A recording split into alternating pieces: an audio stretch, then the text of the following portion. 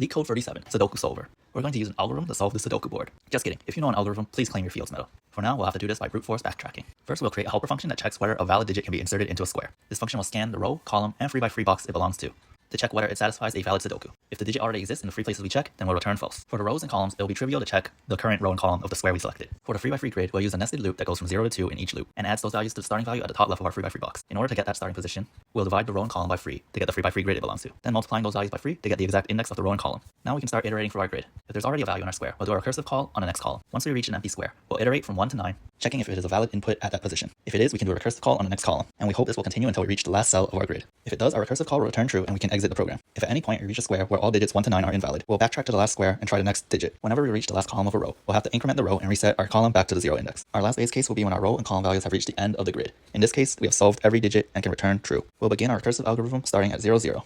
And here's the code for